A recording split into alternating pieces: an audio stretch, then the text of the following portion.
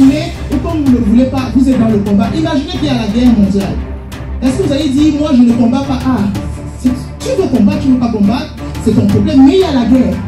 Mais il y a la guerre. Je veux vraiment que le chrétien, que chaque personne garde cela dans son esprit. Je suis sur un champ de guerre. Spirituellement parlant, je suis sur un terrain de guerre. Et alors chacune des choses que je vais pouvoir faire, soit ça va m'exposer, soit ça va me protéger, soit je vais pouvoir attaquer et vaincre, et ainsi de suite. C'est aussi ce point que je voulais vraiment aborder. Plusieurs personnes pensent que quand on parle de combat spirituel, c'est d'entrer dans un temps de prière, de combat, où on va lancer les balles, crier feu au nom de Jésus. Ce n'est pas seulement ça le combat. Quand vous voyez les armes, c'est pas seulement ça le combat spirituel. Le combat spirituel, c'est une armure qu'on a sur nous tout le temps. Parce que nous sommes sur un champ de bataille de manière permanente. Aujourd'hui, je veux parler vraiment de quelque chose de très important que le Saint-Esprit a mis sur mon cœur. Il s'agit du combat spirituel. Le combat spirituel. Vous savez, on en parle beaucoup. On parle beaucoup du combat spirituel. Certaines personnes peuvent se dire, oui, qu'est-ce qu'on va nous dire de plus? Vraiment, ce que je vais apporter comme message ce matin, c'est comment est-ce que nous devons nous comporter face à la réalité spirituelle dans laquelle nous sommes. Parce que c'est vraiment une réalité. Alléluia. La vie est spirituelle. Le monde est spirituel. Je dis souvent que c'est le spirituel qui a enfanté le physique, la matière dans laquelle nous sommes. Et parfois on ignore vraiment le spirituel, pas parce que c'est inexistant, ou bien c'est peu influent, ou bien ça nous affecte moins. Mais non, ce qui se passe, c'est quoi? Le spirituel est aussi réel que le naturel. À la seule différence que nos sens physiques ne peuvent pas avoir accès au monde spirituel. Alléluia. Je ne sais pas si je me fais comprendre. Nous sommes faits d'âme, de corps et d'esprit. C'est aussi ce point que je voudrais vraiment aborder. Plusieurs personnes pensent que quand on parle de combat spirituel, c'est d'entrer dans un temps de prière, de combat, où on va lancer les balles, crier feu au nom de Jésus. Ce n'est pas seulement ça le combat. Quand vous voyez les armes là, c'est pas seulement ça le combat spirituel. Le combat spirituel, c'est une armure qu'on a sur nous tout le temps. Parce que nous sommes sur un champ de bataille de manière permanente. Et parce que nous sommes faits de corps, d'âme et d'esprit, notre corps a 5 sens. Alléluia. Nous avons 5 sens, dont nous avons tous les sens que nous savons, dont la vue, l'ouïe, le toucher, le goût et l'odorat. Mais aussi notre âme aussi a 5 sens, et notre esprit aussi a 5 sens. Donc si on peut dire qu'ensemble, ça nous fait 15 sens. Mais parfois, nous n'utilisons pas les autres sens. Nous nous limitons vraiment à cette réalité naturelle dans laquelle nous sommes. Mais parfois, cette réalité, je ne vais pas dire qu'elle est trompeuse, mais elle nous limite. Pourquoi? Parce que s'il y a vraiment des réalités spirituelles et que nous nous bloquons, nous ne voulons pas savoir qu'est-ce qui se passe dans le spirituel, à quel point le spirituel peut avoir une influence sur ma vie, nous serons les derniers. Alléluia. Plusieurs personnes naviguent dans le spirituel. Mais il y a le spirituel valable et le non valable. Parce qu'il y a quand je parle du spirituel non valable, je veux vraiment entrer dans ceux qui pratiquent de l'occultisme, par exemple, dans ceux qui tissent alliance avec l'ennemi, pour être clair, la sorcellerie et tout ça. Ça, c'est le spirituel non valable. Non valable par qui? Par Dieu qui nous a créés. Parce qu'une fois que vous plongez votre pied dans la sphère de l'ennemi, pour en sortir, c'est très compliqué. C'est très, très difficile. Et l'ennemi va vous tendre la main d'un côté, il va vous donner d'un côté, il va vous reprendre de l'autre côté. Il vous donne 10, il vous en reprend 100. Il vous en reprend plus que ce qu'il nous a donné. Alléluia. Aujourd'hui, vraiment, je veux vraiment attirer notre attention vraiment sur cette réalité, afin que nous ne soyons pas juste des personnes qui sont comme des spectateurs dans cette vie. Parce que le monde spirituel précède le monde réel. Est-ce que vous avez jamais arrivé de faire des rêves où, lorsque vous vous réveillez, vous avez l'impression vraiment que, mais comment c'est possible que tout ce qui est en train de se passer, j'ai déjà eu à le vivre dans mes rêves. Le rêve est la chose, comment je peux dire ça, vraiment c'est la chose palpable qui démontre vraiment qu'il y a un monde spirituel. Il y a un monde au-delà de ce monde physique que nous voyons. Je crois que plusieurs personnes ont déjà compris que non, il y a vraiment une réalité spirituelle. Quand on voit vraiment aussi la méchanceté, la sorcellerie et tout ça, on ne va pas se mentir, il y a ça partout. Partout. Alléluia. Chaque chrétien devrait prendre conscience de cette réalité et chaque chrétien devrait combattre pour sa propre vie. Quand je dis chrétien, je dis vraiment tous les enfants de Dieu. Chacun devrait combattre pour sa propre vie. Pourquoi le combat spirituel aujourd'hui? Parce que dans le spirituel, ce n'est pas que le combat, mais j'aimerais vraiment sonner une alerte vraiment à toute personne. Nous sommes sur un champ de guerre. J'espère que tu as choisi le bon côté. Alléluia. Il y a des choses que les pasteurs feront pour leurs fidèles, mais le pasteur ne sera pas toujours présent. Lorsque vous êtes tourmenté dans la nuit, ce n'est pas évident que vous preniez le numéro, vous appelez le pasteur Sorel. Ça ne sera pas tout le temps. Donc il faut vraiment qu'on sache comment combattre. Alléluia. Si vous êtes attaqué dans la nuit, il va bien falloir que vous réagissez. Le gros souci qu'il y a aujourd'hui dans nos églises, c'est que les chrétiens ont déposé les armes et les ont laissées entre les mains des pasteurs, des ministres, car cela les arrange bien, quelque part, parce qu'ils pensent qu'ils ne seront pas dérangés. Vous savez, lorsque le Seigneur a dit qu'il a laissé le pouvoir à ses enfants, c'était à tous. Comme je vous l'ai dit vendredi, mon rôle en tant que pasteur, en tant que servant de Dieu, ce n'est pas de laisser les gens toujours venir auprès des serviteurs tout le temps, mais c'est de bâtir chacun afin que chacun soit responsable de sa propre vie, responsable dans le combat spirituel. Comment est-ce que je peux faire? Comment est-ce que je peux utiliser les armes spirituelles? Éphésiens 6, verset 12. Vous savez, de manière naturelle, nous voulons nous défendre face à l'adversité de la vie. De manière naturelle, nous voulons vraiment nous défendre. Et c'est normal. Nous sommes agressés, nous sentons agressés, nous nous sentons vraiment persécutés. C'est naturel que nous combattons. Il est bon et normal de se défendre, il est bon et normal de lutter pour sa propre vie. Il est bon et normal d'arracher, de protéger ses bénédictions. Tout cela, c'est normal. Mais ce qu'il y a souvent comme souci et comme problème dans la vie, tant des enfants de Dieu que de tout un chacun, le souci, c'est qu'on ne se sait pas avec qui combattre. Lorsqu'on est agressé, quelle est la cible? Qui est-ce qu'on regarde? Qui est réellement notre ennemi? C'est ça le véritable problème.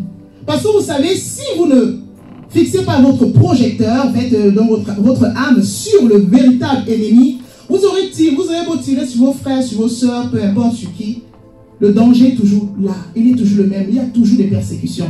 Alléluia. Donc, je vais lire la parole de Dieu. Éphésiens 6, 12. Car nous n'avons pas à lutter contre la chair et le sang, mais contre les dominations, contre les autorités, contre les princes de ce monde de ténèbres, contre les esprits méchants dans les lieux célestes. Alléluia. Si on voit bien ici dans la parole de Dieu, il est dit, car nous n'avons pas à lutter contre la chair et le sang. Nous n'avons pas à lutter contre nos frères, contre nos sœurs. Ce n'est pas ça le combat. Je ne sais pas si vous avez bien remarqué que parfois, vous vous retrouvez dans des moments de persécution, dans des moments de méchanceté. Ce n'est pas parce que vous allez vous acharner contre la personne que le problème sera résolu. Vous allez peut-être même insulter la personne, faire n'importe quoi. Vous allez rentrer, la douleur sera toujours présente.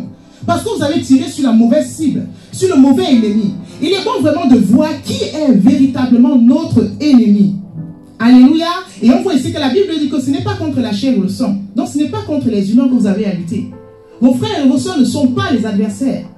Peu importe ce qu'on vous fait, la société n'est pas votre adversaire. La société n'est pas votre adversaire. Vos dirigeants ne sont pas vos ennemis. Non, ce ne sont pas eux qui sont vos ennemis. Alléluia. Vos pasteurs ne sont pas vos ennemis. Parce qu'aujourd'hui, on entend dans les églises, on dit que oui, même les pasteurs peuvent aussi être des ennemis. Mais non, ce ne sont pas eux les ennemis. La Bible dit que vous n'avez pas à lutter contre eux. Ce n'est pas vers eux que vous devez vraiment pointer votre âme. Mais contre les autorités. Qui sont les autorités? Les autorités contre les princes de ce monde des ténèbres, contre les esprits méchants dans les lieux célestes. Tout ceci, c'est l'armée de l'ennemi. C'est avec toute cette armée que nous avons à lutter. On aime souvent dire vraiment ce slogan entre chrétiens. Nous ne luttons pas pour la victoire, mais nous luttons dans la victoire. Nous ne combattons pas pour la victoire, pardon, mais nous combattons dans la victoire. Mais nous combattons quand même. Nous combattons toujours. Alléluia. Aucune victoire ne peut être permanente en utilisant des armes charnelles. Aucune victoire, que ce soit dans vos couples, que ce soit avec vos enfants, que ce soit dans vos entreprises. Tout est spirituel. La vie est spirituelle. La vie est totalement spirituelle. Le monde spirituel est réel. Et ce n'est pas parce que nous ignorons cela que les lois spirituelles ne s'appliquent pas à nous. Plusieurs personnes pensent que le fait d'ignorer des choses, ça les protège. Non, ça ne vous protège pas, ça ne protège personne. La parole de Dieu est claire dans le livre d'Osée. Mon peuple est détruit parce qu'il lui manque la connaissance. L'ignorance ne pourra jamais vous protéger. C'est un peu comme ici en France. Vous arrivez, vous conduisez, vous êtes censé savoir que quand il y a un feu rouge, vous devez vous arrêter, sinon on vous retirera les points, voire même on peut même vous enlever votre permis de conduire. Donc vous ne pouvez pas dire, ok, parce que j'ignore certains principes spirituels, je suis couverte, je suis protégée. Si vous êtes protégé, c'est Dieu qui va vous faire grâce. Mais il fait grâce à qui il veut. Alléluia. Mais je crois que j'ai en face de moi un peuple sage, des personnes qui vont chercher la connaissance. Alléluia. Si on parle de combat spirituel, c'est parce qu'il y a un ennemi spirituel, ainsi une victoire spirituelle et des armes spirituelles. Pour qu'on prenne vraiment conscience de la réalité spirituelle, de cette réalité et du combat auquel nous sommes engagés. Parce que quand vous le voulez ou quand vous ne le voulez pas, vous êtes dans le combat. Imaginez qu'il y a la guerre mondiale.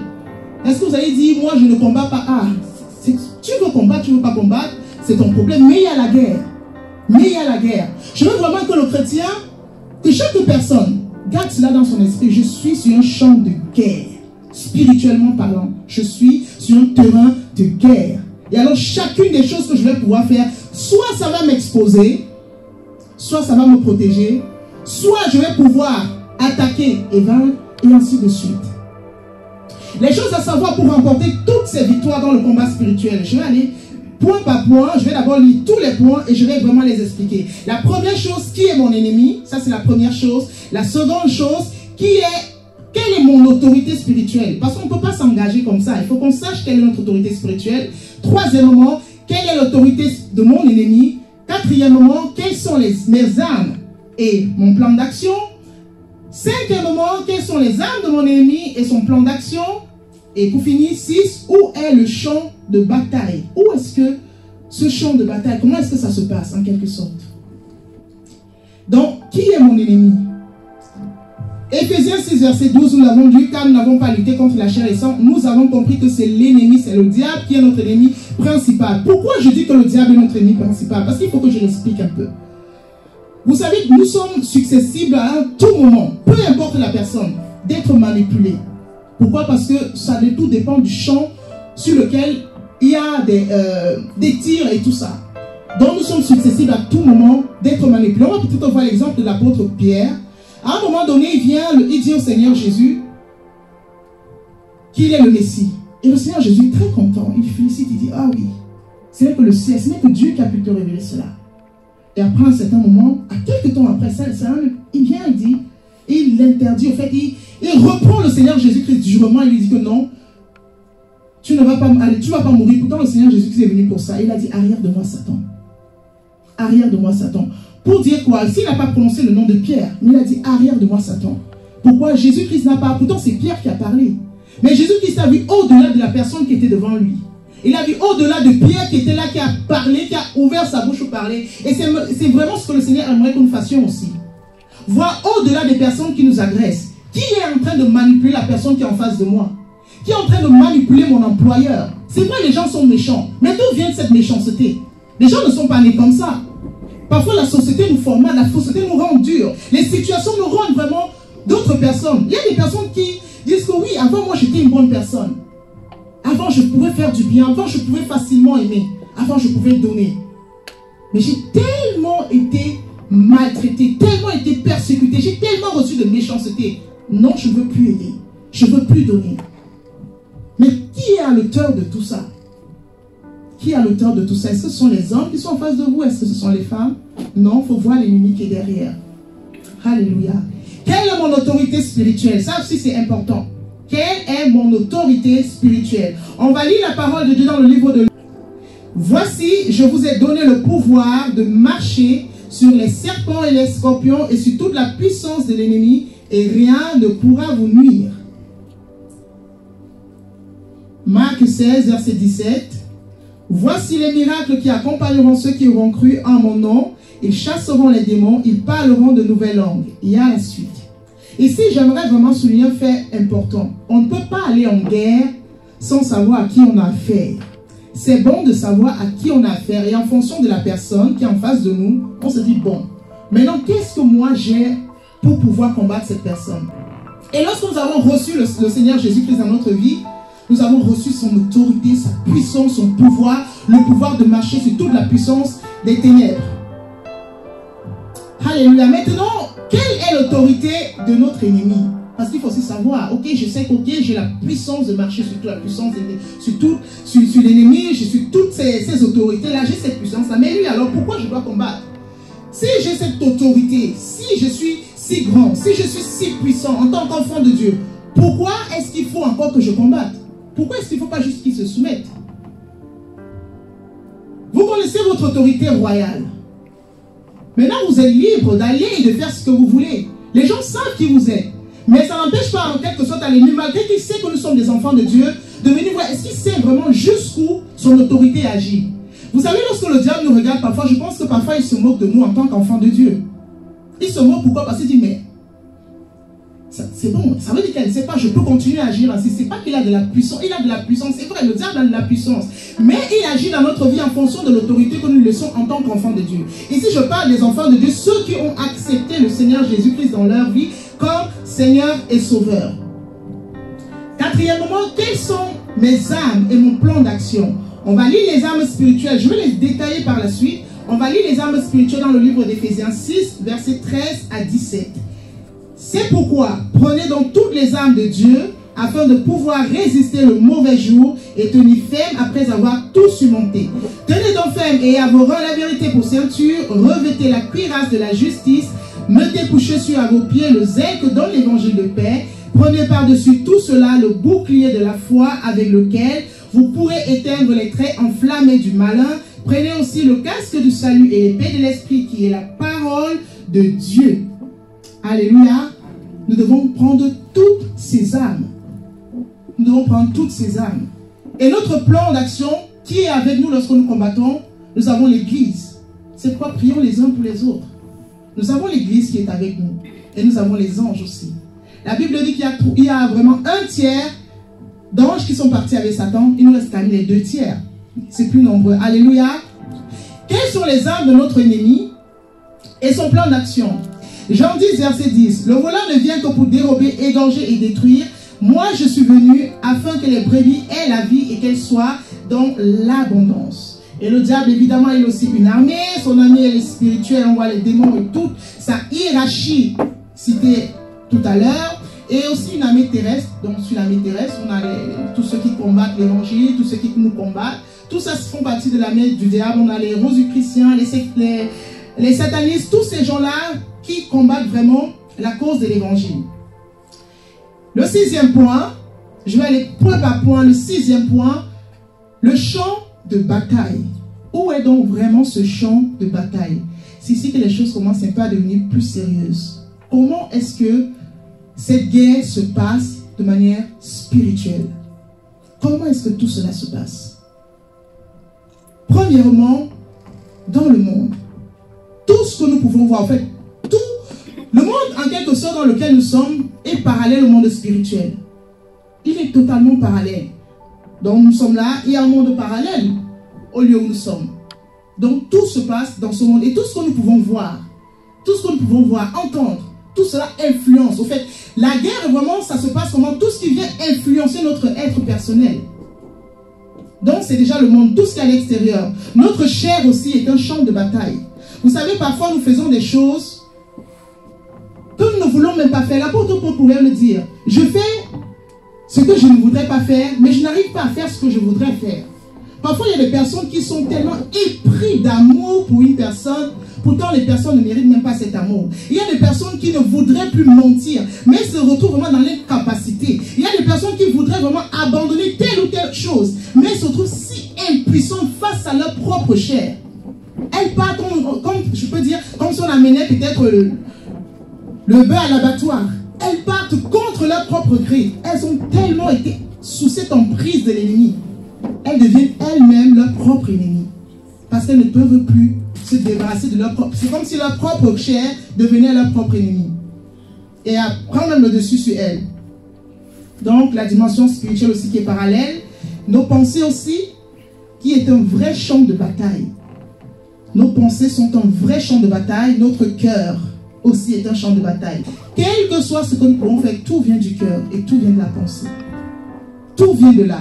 Donc c'est un large champ de bataille. Vous savez, si l'ennemi veut vraiment nous faire mentir, il ne va pas commencer à ouvrir, il ne va pas ouvrir notre bouche, non, il va nous injecter des petites pensées. S'il veut nous faire commettre un meurtre, ça va commencer par la haine. Il va dire, mais attends, regarde tout ce qu'il t'a fait. Parfois, vous pouvez me laisser. Vous êtes toujours entendre une voix qui va vraiment accuser la personne, qui va vous pousser à bout, ainsi de suite, ainsi de suite. Tout commence quelque part. Je dis souvent que le plus souvent, on regarde là où la personne tombe, mais on ne regarde pas ce qu'il a fait tomber. La personne a connu une chute. Donc, faites attention à vos pensées. Et quand on va lire dans le livre de Philippiens 4, verset 8, au reste, frère, que tout ce qui est vrai, tout ce qui est honorable, tout ce qui est juste, tout ce qui est pur, tout ce qui est aimable, tout ce qui mérite l'approbation, ce qui est vertueux et digne de louange, soit l'objet de vos pensées. Ça veut dire qu'on doit faire attention à notre mental. On doit faire attention à ce qui vient. Nous ne sommes pas obligés de nous soumettre à toutes les pensées qui sont injectées. Parfois, vous êtes comme ça, vous êtes assis, vous ne demandez absolument rien.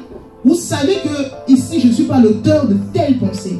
Et la pensée vient tellement méchante. Et vous savez que vous n'êtes pas l'auteur de cette pensée. Vous n'êtes pas obligé de méditer la pensée. Parce que c'est ça souvent l'erreur avec certaines personnes. Ok, on dit, regarde la manière dont cette personne te regarde. Je suis sûr, ces deux personnes sont en train de parler. Elles sont certainement en train de parler de toi. Là, vous n'avez pas, vous n'êtes pas auteur. Jusqu'ici, vous n'avez pas péché. Hein? Parce qu'on dit que oui, on peut aussi pécher dans nos pensées. Jusqu'ici, il n'y a rien qui s'est passé. Vous commencez à vous exposer vous-même. Lorsque vous commencez à répondre à cette pensée, dites que, ah, en fait, c'est vraiment possible que ces deux personnes soient en train de parler de moi. C'est là que ça commence. Imaginez peut-être vous êtes peut-être sur votre ordinateur, tout simplement en train de... vous êtes un jeune, peu importe votre âge, vous êtes en train de manipuler. Alors avec tout ce qu'on voit maintenant avec ces moteurs de recherche, alors on vous envoie une image pour vous proposer peut-être un truc pour regarder, un truc pornographique et tout ça. Jusqu'ici, vous n'êtes responsable de rien, soyez quand même honnête. Vous n'avez pas péché parce que vos yeux ont regardé ça, on vous a imposé ça. Il n'y a pas eu de problème, de souci jusqu'ici. Mais c'est lorsque vous commencez à cliquer et que vous commencez à regarder, vous commencez à savourer la proposition du diable, c'est là qu'il commence à avoir des problèmes. Et c'est ce qui s'est passé au jardin d'Éden. Parce que le diable est venu, il a trouvé Ève qui était là en train de se balader comme d'habitude dans le jardin. Et il lui a demandé, est-ce que Dieu a réellement dit que vous ne devez pas manger de tous les arbres du jardin? Et la Bible dit que le diable est rusé. C'est une ruse. Parce qu'il va toujours venir avec des idées pour vous poser à vous-même des questions. Il dit, mais non, elle a dit non. C'est pas ce qui a été dit. C'est là que ça, comme le piège a commencé. Non, Dieu n'a pas dit qu'on ne doit pas manger de tous les arbres, mais qu'on doit seulement manger. On ne doit pas seulement manger l'arbre qui est au milieu du jardin, même si ce n'était pas au milieu, mais bon, elle a dit ainsi. Et c'est là que le problème commence. Nous ne sommes pas obligés de répondre à toutes les pensées qui viennent dans notre esprit. Nous ne sommes pas obligés de répondre à tous les débats qui viennent à nous. Il y a des causeries, vous n'êtes pas obligés de vous engager dans ces débats. Parce que pour être honnête, il y a des débats, si vous pouvez remonter le temps, qui vous ont causé des problèmes. On voit des mariages qui se détruisent par le début d'une conversation avec une certaine femme qui nous dit, oui, on a vu ton mari qui a fait ci ou qui a fait ça. Ah bon? Et alors là, tout a commencé. Nous ne sommes pas obligés de nous engager dans tous les débats. Parce que l'ennemi est très très rusé, il utilise des ruses pour nous avoir. Il nous donne des pièges. Alléluia. Mais nous avons des armes pour combattre tout ça. Nous avons des armes. La Bible dit que nous avons aussi des armes. Vous savez, ce que j'aime avec le Seigneur, c'est qu'il ne nous envoie pas comme ça. Il ne nous laisse pas comme ça. Tout cela est à notre disposition. Toutes ces armes sont à notre disposition. Nous ne pouvons pas choisir les armes qui nous intéressent pour le combat. L'apôtre Paul pourra bien préciser que nous devons prendre toutes les armes afin de pouvoir résister au diable. Parce que le diable va toujours vouloir nous tenter. Le diable va toujours vouloir nous faire chuter. Il y a certains enfants de Dieu qui pensent que parce qu'ils sont enfants de Dieu aujourd'hui, ils ne vont plus être éprouvés. Ils ne vont plus connaître vraiment des attaques. Nous sommes attaqués tout le temps. Attaqués dans nos rêves. Le Seigneur Jésus qui nous a jamais promis une vie sans souci. Ce monde ne peut pas nous promettre une vie sans souci. Alléluia. Nous serons toujours attaqués. Alors pour cela, il faudrait que nous soyons sur nos gardes. Tout le temps. Tout le temps. Mais le problème avec les armes spirituelles, c'est que certains enfants de Dieu pensent souvent, moi je vais vraiment m'arrêter sur les enfants de Dieu aujourd'hui. Pourquoi je le dis? Parce que pour utiliser ces armes, la première chose c'est d'avoir reçu le Seigneur Jésus-Christ dans sa vie comme son Seigneur et son Sauveur. Sans lequel vous ne pouvez vraiment pas avoir accès à ces armes. Et c'est une armure. La Bible dit que Dieu est l'Éternel des armées. Donc ça veut dire que lorsque vous acceptez de faire partie du camp de Dieu, vous faites partie automatiquement de l'armée de Dieu et on vous remet de manière totale toute l'armure chrétienne. Donc on a toutes les armes, tout le monde ici. Si Seigneur Jésus-Christ, vous avez toutes les armes avec vous, à votre disposition. Est-ce qu'on peut dire j'ai toutes les armes? J'ai toutes les armes. Il ne me manque absolument rien. Je vais remporter toutes mes victoires. Donc, ces différentes armes sont l'armure du chrétien et contrairement à une armure humaine, nous ne pouvons pas la mettre et la retirer. Elle reste permanemment avec nous. Alléluia. Donc, on va voir ici les différentes armes et poursuivre en fonction de ça. Il est bon ici de souligner que le combat spirituel ne se résume pas juste à la prière acharnée contre l'adversaire, mais cela est une vie au quotidien. C'est aussi ce point que je voudrais vraiment aborder. Plusieurs personnes pensent que quand on parle de combat spirituel, c'est d'entrer dans un temps de prière, de combat, où on va lancer les balles, crier feu au nom de Jésus. Ce n'est pas seulement ça le combat. Quand vous voyez les armes là, c'est pas seulement ça le combat spirituel. Le combat spirituel, c'est une armure qu'on a sur nous tout le temps. Parce que nous sommes sur un champ de bataille de manière permanente. Dans notre armure, on doit toujours l'avoir, on l'a toujours sur nous. Maintenant, la question qui se peut se poser, est-ce qu'on utilise ces armes? Parce que c'est là toute la question. Nous avons les armes à notre disposition, mais est-ce que ces armes sont utilisées vraiment dans notre vie, dans notre famille? Pour nos bénédictions, est-ce que nous utilisons réellement ça?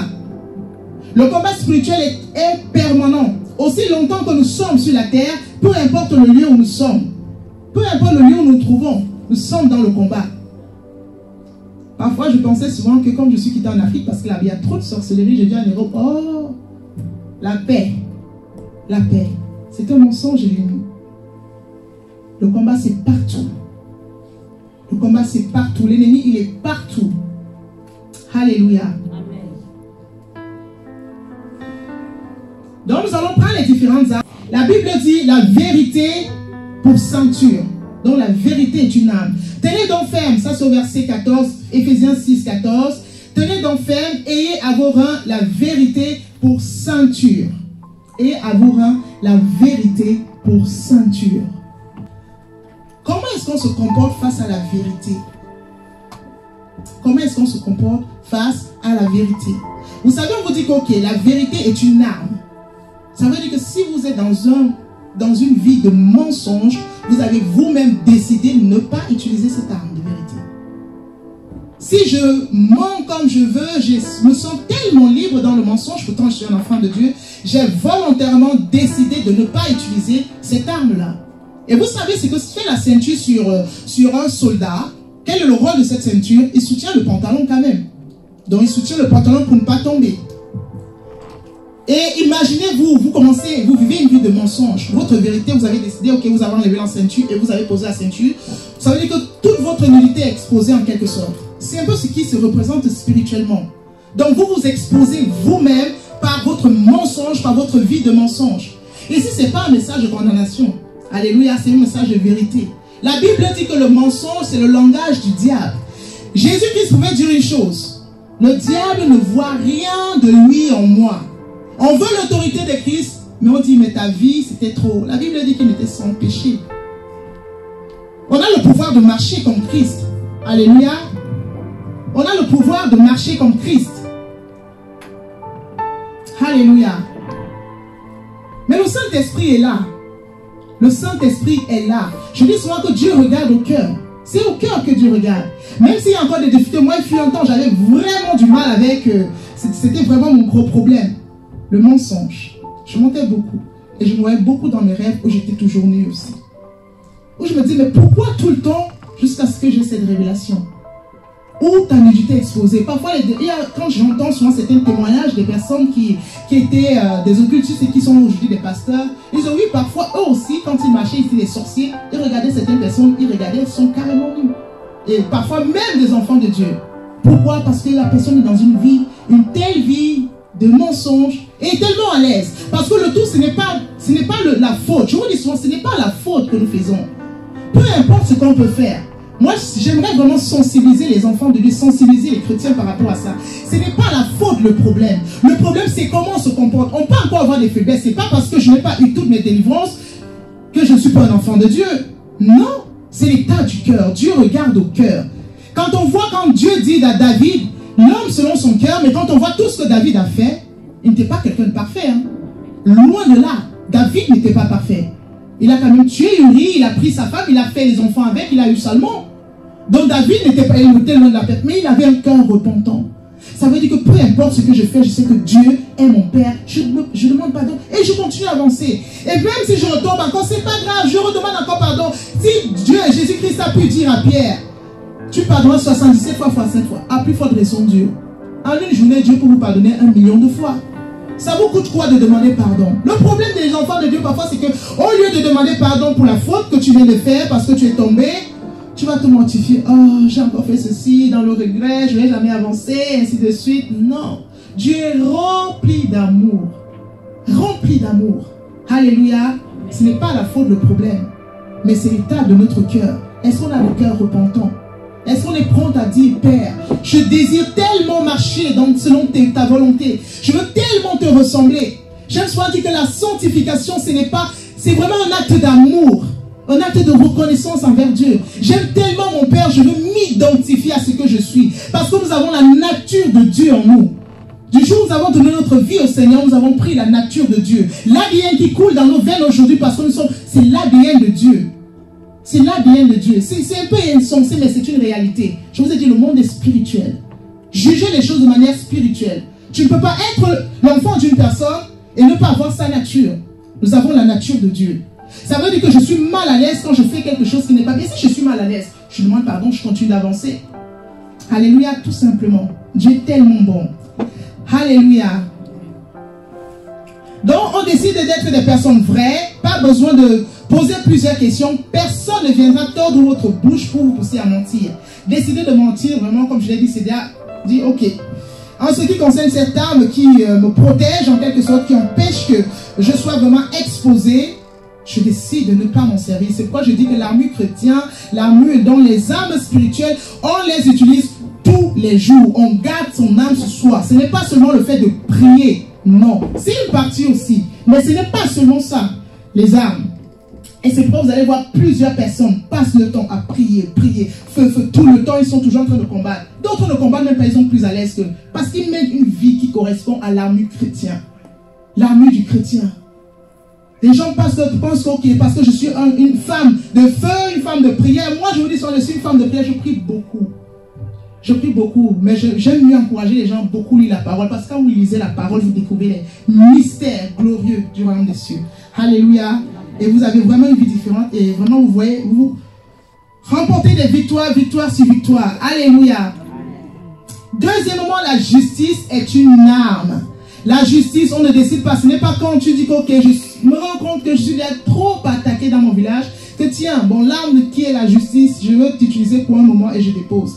Le temps que tu vas déposer là, l'ennemi ne va pas déposer. Il ne dépose jamais les armes. L'ennemi est toujours là aux aguets. Il est toujours là aux aguets. La Bible dit qu'il rôde. On l'a lu dans Jean 10, verset 10. Il rôde votre adversaire. Il rôde, cherchant qui il va dévorer. Il rôde votre adversaire, le diable. Il rôde tout le temps. Pour voler quoi? Ce qui ne lui appartient pas parce qu'il n'a rien. Depuis le jardin d'Éden, Satan est jaloux de l'homme. Il est jaloux de ce que Dieu a fait avec l'homme. Donc la justice, revêtez la justice. La Bible dit de nous que nous sommes la justice de Dieu. Notre nature est de manifester ainsi la justice de Dieu qui est en nous. Être des personnes injustes signifierait que nous avons volontairement aussi refusé d'utiliser cette arme de justice pour combattre le diable. J'aimerais vraiment nous encourager à prendre conscience qu'en nous, nous avons la nature de Dieu.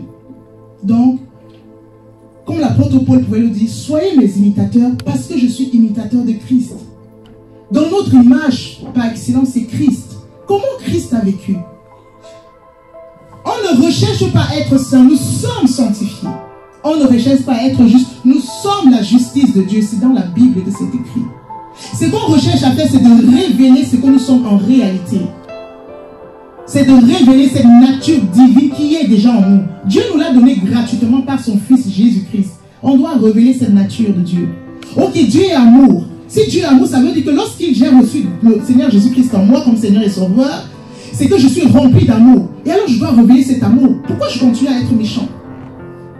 Non, je dois tout simplement révéler ce que je suis en réalité. C'est ce que nous devons faire. On révèle qui nous sommes. Parce que c'est ce que nous sommes en réalité. Nous avons la nature de Dieu. Troisièmement, l'évangélisation. On va voir au verset 15. Mettez pour chaussure à vos pieds le zèle que donne l'évangile de paix. Le zèle que donne l'évangile de paix. Donc c'est l'évangélisation, c'est aussi porter la paix partout. La paix dans nos foyers. La paix avec tout ce qui nous entoure. La Bible pouvait dire que si tu sais que ton frère a un différend avec toi, laisse ton offrande. Ça veut dire que si tu as besoin de donner une offrande au Seigneur, non, laisse d'abord, va traiter d'abord avec ton frère. En fait, la Bible ne dit pas que si toi tu as un problème, c'est si ton frère, lui, il a un problème contre toi. Bon, maintenant, vous recherchez la paix. On dit recherchez la paix avec tous, tant que cela dépend de vous. Il y a des gens qui ne veulent pas faire la paix avec vous. Vous pouvez me dire, mais pasteur, comment on va faire avec les gens qui ne veulent pas faire la paix avec nous? On va demander pardon à une personne, mais la personne ne veut pas. Vous avez fait votre part. Dieu voit dans votre cœur. Alléluia. Recherchez la paix avec tous tant que cela dépend de vous. Ça veut dire que vous devez tout faire pour rechercher la paix. Donc, ne pas évangéliser aussi, c'est aussi dire, ok, cette arme, parce que c'est une arme. L'évangélisation est une arme. C'est votre façon à vous de combattre aussi. Comme je le dis, ce n'est pas seulement prier. Non, quand j'évangélise, je suis sur le terrain de l'ennemi. Est-ce qu'on sait même le prix qu'on paye lorsqu'on évangélise, on prêche l'évangile à une personne? Lorsque vous sortez vraiment des moments de tourment, des moments difficiles, vous pouvez comprendre à quel point le salut est précieux. Quand je vois ma vie dans le passé et je vois la personne que je suis aujourd'hui, je peux vous dire que c'est si précieux et je ne serai jamais assez reconnaissante envers la personne qui m'a apporté l'évangile. Parce que je crois qu'aujourd'hui, je serais une personne morte. Je ne serais pas devant vous si je n'avais pas rencontré le Seigneur Jésus-Christ. Et le diable fait tout pour empêcher au monde d'annoncer l'évangile. Et la Bible, et le Seigneur l'a bien rassuré. Allez par tout le monde, prêchez la bonne nouvelle. Et voici, je suis avec vous tous les jours jusqu'à la fin du monde. Il est là avec nous. On n'est jamais seul sur le terrain. Nous ne sommes jamais seuls. Peu importe à qui vous annoncez l'évangile, peu importe où vous êtes, annoncez l'évangile. Parce que plusieurs personnes dans le monde sont encore sous les chaînes, sous les liens, dans la dépression, dans la misère. Même si nous, parfois, ça pose à mais non, mais c'est différent. On peut partager les mêmes problèmes, mais on a les solutions différentes. On a les solutions différentes. Je peux être dans une difficulté financière, mais parce que je sais qui je suis en Christ, j'ai une telle assurance et une telle paix, malgré la difficulté que j'ai, comparé à avant. Ou bien comparé à quelqu'un qui n'a pas Christ. L'évangélisation est une arme. Alléluia. La foi aussi est une arme. On voit cela dans le même verset, dans le même chapitre. Au verset 16. Prenez par-dessus tout cela le bouclier de la foi. Alléluia. Avec lequel vous pourrez éteindre tous les traits enflammés du malin. Est-ce qu'on se rappelle du message de vendredi sur la foi, la puissance de la foi? Le bouclier de la foi. Pour éteindre toutes les flèches enflammées de l'ennemi. La foi nous couvre, alléluia. La foi est un bouclier. Ça nous protège de toutes ces flèches, toutes ces flèches qui viennent contre nous. Mais les flèches sont en train d'arriver. Le diable va toujours essayer de nous avoir. La preuve, on voit toujours dans nos familles, surtout les familles africaines aussi, trop de sorcellerie, trop de ci, trop de jalousie pour tout et pour rien. Même ici, dans nos services et tout, on voit tout ça. Mais quand on a la foi, on sait qui je suis en Christ. Je vous ai dit que les armes de l'ennemi, il y a aussi l'illusion. Parfois, l'ennemi va vraiment envoyer un vent contraire. Pierre était sur l'eau, il marchait, il avait la foi. J'aime trop cet exemple, cette image, parce que je dis souvent, c'est l'image par excellence de la foi. Pierre a écouté la parole de Dieu lui dire, viens, marche sur les eaux. Les eaux peuvent représenter le monde. Les eaux peuvent représenter la situation dans laquelle vous êtes. Peut-être quelque chose qu'il y a trop demandé au Seigneur. Ça peut représenter tellement de choses. Mais le Seigneur te dit, marche dessus. C'est pour dire quoi? Tu prends autorité sur cette chose-là et tu marches dessus. Parce que l'ennemi est sous tes pieds. Marche, viens et suis-moi. Parce que Jésus-Christ, c'est la parole. Il invite chacun de nous à marcher. Marche sur la parole, regarde devant toi et viens. Mais le plus souvent, on voit des vents contraires. Tu demandes quelque chose à Dieu, tu demandes de l'argent, tu es peut-être avant la fin du mois, je vais prendre un exemple, à 1000 €. Et tes 1000 € même ne suffisent pas pour couvrir toutes tes charges. Tu demandes à Dieu, en plus tu vois encore une facture supplémentaire, même qui ne t'est même pas dans ton programme. Tu dis, ah, ça c'est quel genre d'histoire que je demande quelque chose pour avancer, mais j'ai un vent totalement contraire. Et quand le vent vient comme ça, on panique. Pourquoi? Parce que notre foi, parfois, n'est pas bâtie sur le roc. On l'a vu vendredi, notre foi n'est pas bâtie sur le roc. Mais quand on reste fixé, si Pierre était resté fixé sur la parole, sur ce bouclier, peu importe le vent contraire, la foi nous protège du vent. La foi nous protège des flèches. La foi nous protège de toute l'agressivité extérieure. Et la foi en Dieu. Et on ne peut pas avoir la foi sans la parole. Parce que la foi vient de ce qu'on entend. Et ce qu'on entend vient de la parole de Dieu. La foi vient de tout. Quand on dit que la foi vient de ce qu'on entend, c'est que, et quand on limite ça dans la parole de Dieu, c'est pour dire que c'est la bonne foi. Parce que en quoi est-ce que tu crois? En quoi est-ce que tu crois? Il y a des personnes qui pensent que quand on voit tous les trucs fictitieux qu'on dit souvent dans les familles, si tu poses ton sac par terre, tu vas être pauvre, si tu fais ceci, si tu vas faire ceci, si tu crois en ça, ça va réellement t'arriver. Si tu crois en ça, même si c'est faux, c'est comme ça que le diable manipule. Oh, si je monte dans ma voiture comme ça, il y a tellement de choses. Le peur, quand je vais souvent chez ma belle-mère que j'aime bien, oh non, le peur, il ne faut pas le poser comme ça, il faut que s'il se retourne, il y aura des problèmes dans la famille. Et c'est ça, à cause du peur là, qu'il y aura des problèmes, à quel point le monde est vraiment aveuglé. Donc c'est le peur qui va causer, parce que le peur est mal posé, c'est ça qui va causer les problèmes dans mon foyer. C'est bizarre quand même. Et le monde croit à ces bêtises, à ces mensonges. Et on croit en ça. On donne du poids et du crédit au diable. Et quand il voit ça, il est content. Mais qu'est-ce que la parole de Dieu dit? Est-ce que c'est la parole de Dieu qui t'a dit cela? On voit dans nos cultures, peu importe où, que ce soit ici, que ce soit en Afrique, que ce soit, peu importe. Dans certaines cultures, il faut qu'on lave les personnes. C'est quand on va te laver que la malchance va quitter. Ça veut dire que toi, quand tu es né, vraiment, tu es né avec la poisse. Il faut qu'on te lave en pleine lune. J'ai entendu de ces choses déjà. J'ai dit, wow. Et les gens y croient tellement, tellement, tellement, tellement de choses. La vérité se trouve dans la parole de Dieu. Peu importe ce que la coutume peut dire, peu importe ce que la tradition peut dire, on donne souvent du crédit aux démons et on laisse des portes ouvertes dans notre vie.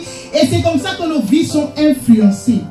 La vérité se trouve dans la parole de Dieu. Il y a une seule vérité qui nous a franchi, c'est celle de la parole. La Bible dit, tout est possible à celui qui croit. Tout est possible à celui qui croit. Mais en quoi est-ce que tu crois? En quoi, sur quoi est-ce qu'est basée ta foi? La foi vient de ce qu'on entend. Ok?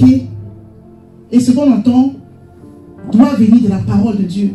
Des fois, on écoute même des choses à la radio, sur les informations aussi, qui peuvent aussi influencer notre foi.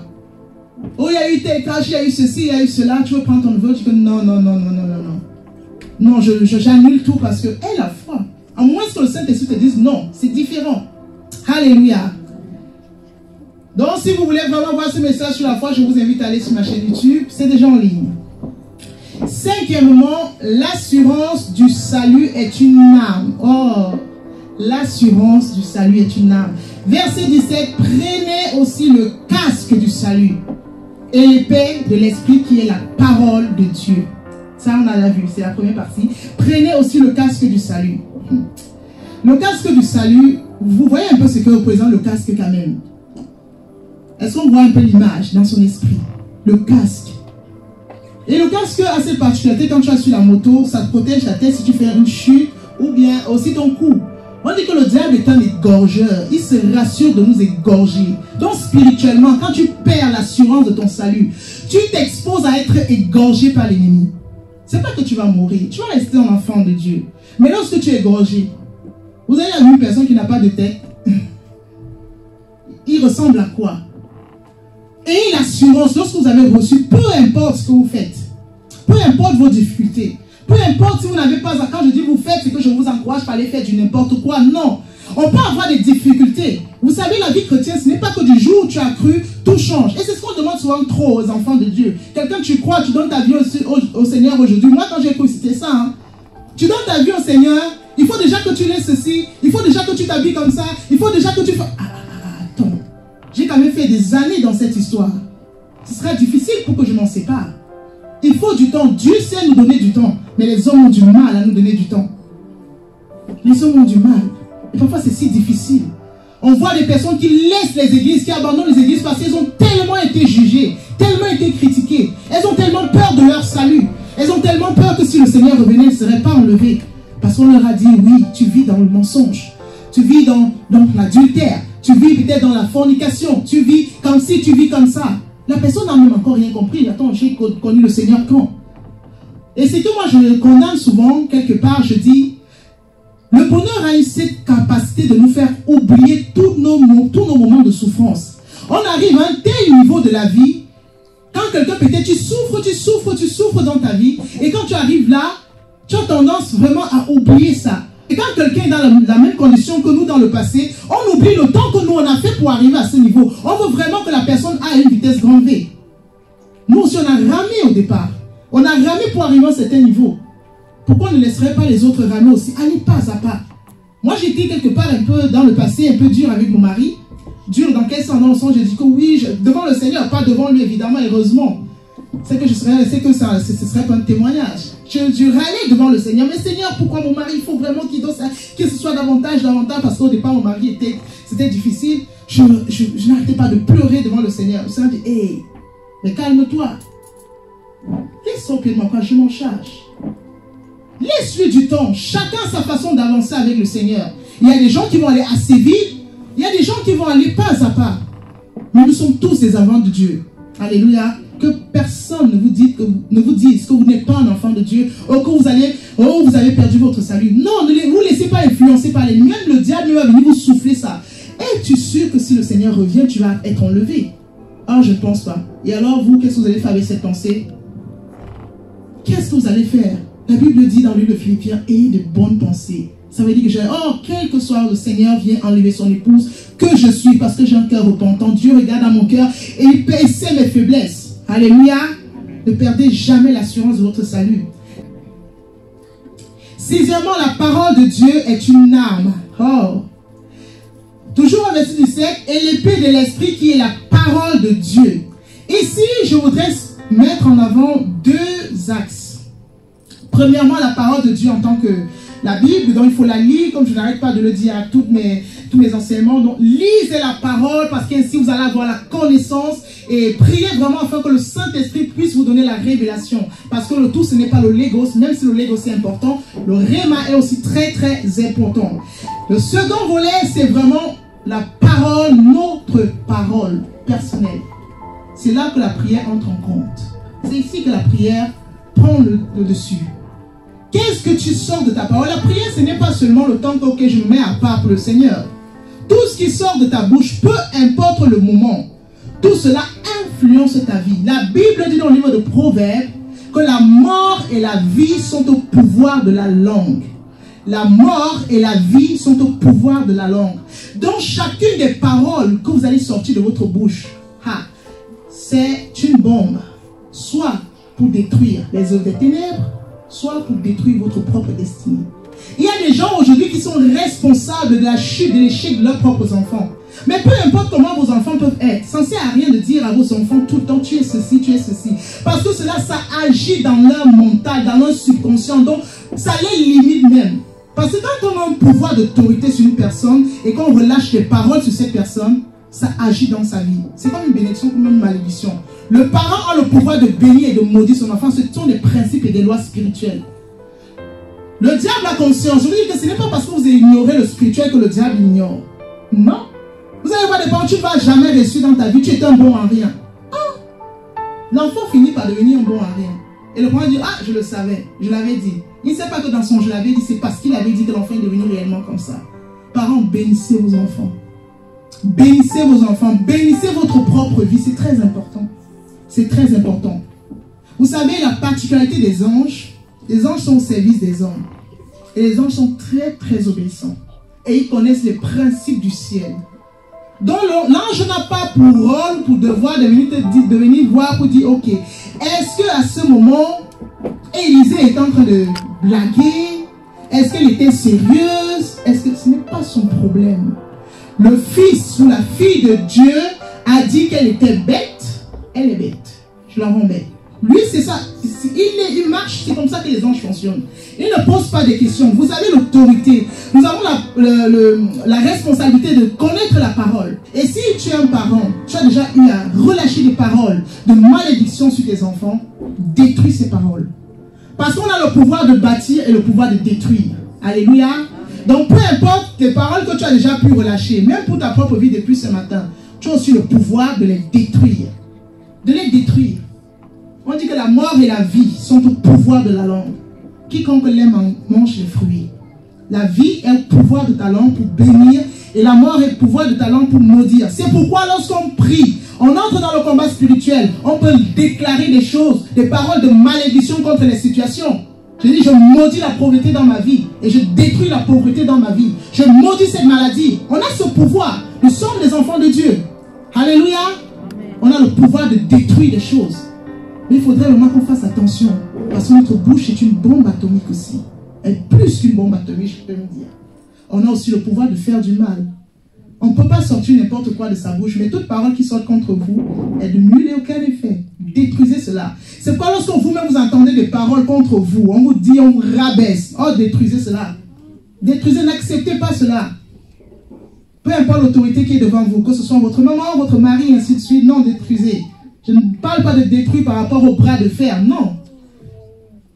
Vous détruisez cela. Alléluia. Je crois vraiment que nous devons vraiment nous focaliser sur cette réalité. Nous avons besoin de la parole de Dieu et nous devons prendre conscience que notre bouche aussi a cette même capacité de Dieu. Pourquoi? Parce que nous sommes fils et filles de Dieu. Alléluia. Est-ce qu'on peut se lever?